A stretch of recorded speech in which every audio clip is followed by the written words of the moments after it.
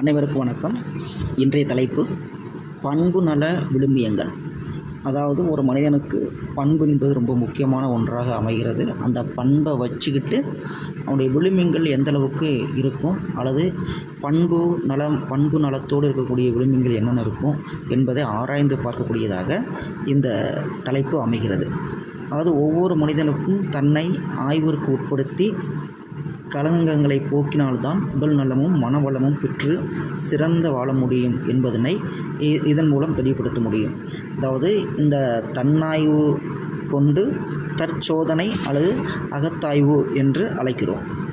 ஒவ்வொரு செயல் முடிவிலும் விளைவை கணித்து தான் செய்த முறை, அதில் விளைந்த தவறுகள் அல்லது நன்மைகள் இவற்றை சிந்தித்து உணர்வது, ஒவ்வொரு நாளும் இரவு படுக்கும் முன் அன்று தான் செய்த செயல்களை அனைத்தையும் நினைவிற்கு கொண்டு வந்து தன் செயல்களை சோதிப்பது, செயலில் தவறு கண்டால் இனி அத்தவறு ஏற்படாமல் உறுதி கொள்வது, நலமாக இருந்தால் அந்த முறையை அழுத்தமாக மனதில் பதிவு செய்து கொள்வது, இவை அனைத்தும் இணைந்த முறையே அகத்தாய்வு செயலாக கருதப்படுகிறது.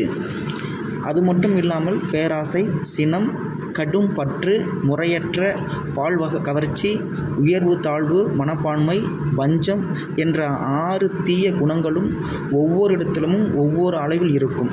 அந்த குணங்களையெல்லாம் முறையே நிறைய மனம் கொண்டு பொறுமை, ஈகை, கற்பு நெறி, சமநோக்கு, மன்னிப்பு என்ற பண்புநல விழுமியங்களாக மாற்றி அமைத்தால் அது நன்றாக அமையும். இவ்வாறு கடைபிடித்தால் மனிதனாக இருக்க முடியும். அது மட்டும் இல்லாமல் இதை தவறி போனால் மனிதனாக இருக்க வாய்ப்பில்லை. தற்சோதனை மனித சமுதாயத்திற்கு, மனித இனத்திற்கும் மிக மிக அவசியமானது. இதுவரையில் நாம் பழக்கத்தின் வழியில் சென்று வருகின்றோம்.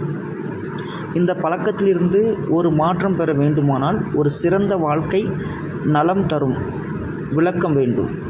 நாம் எதற்காக வாழ்ந்து வருகின்றோம், எங்கிருந்து வந்திருக்கிறோம், எங்கே போகிறோம், நம்முடைய வாழ்வின் நோக்கம் என்ன என்ற கேள்விகள் எழுப்பிக்கொண்டு பார்த்துமையானால் இன்று இல்லாவிட்டாலும் கூட வர சிறுக நாம் அறிவுக்குள் உள்ளாகவே இயற்கை இரகசியங்கள் எல்லாம் புதைந்து இருப்பதனால் இவை தெளிவாக தெளிந்து வரும்.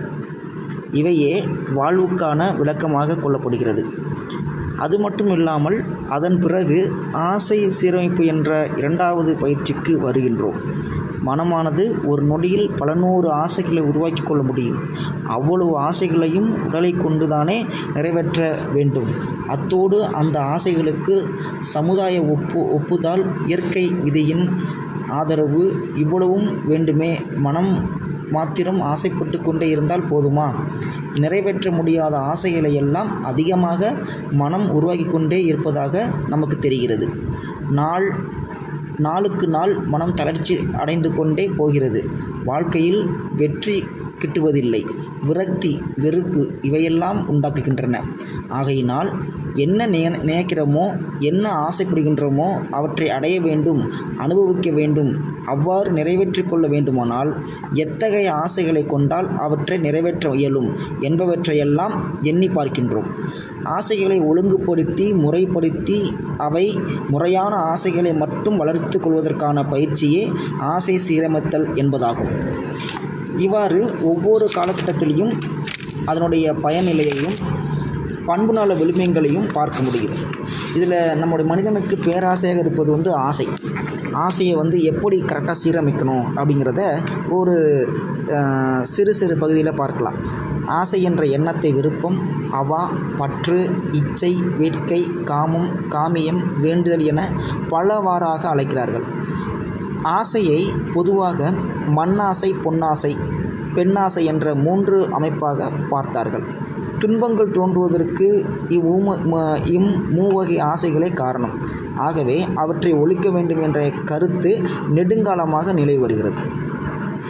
பிறவி பெருநிறுத்துதல் என்ற லட்சியத்தை நாம் அடைய வேண்டும் என்பதே ஒரு ஆசைதானே. இந்த ஆசையை எப்படி ஒழிப்பது? வாழ்ந்து கொண்டுதானே அந்த லட்சியத்தை அடைய வேண்டும். உண்ணாமல் உடுத்தாமல் மற்ற பொருட்கள் பலவற்றை அனுபவிக்காமல் எப்படி வாழ்வது? அப்போதைக்காவது உணவின் மீதும் உடை முதலியவற்றின் மீதும் ஆசை செல்லதானே செய்யும். மண்ணாசை எடுத்து சொல்வோம். நம் வாழ ஓரளவினாயினும் நிலமும் வீடும் வேண்டும் தானே. மண்ணின் மேல்தானே நின்றும் அமர்ந்தும் நடந்தும் படுத்தும் வாழ்க்கை நடத்துகிறோம். பொனினாவது பிரதிநிதியாக விளங்கும் பல விதமான பொருட்களை உபயோகித்தவாறு தானே வாழ்கின்றோம். மனைவியாக இல்லாவிட்டாலும் தாயாக, சகோதரியாக, பெண் துணை இல்லாமல் யார் வாழ்கிறார்கள் என்பதனை நம்மால் சொல்ல முடியுமா? இவ்வாறு ஒவ்வொரு நிலைகளையும் ஆசையை நம்மால் சீரமைக்க முடியும். அப்படி சீரமைத்தால் நம் வாழ்க்கை வெற்றியடையும். நன்றி.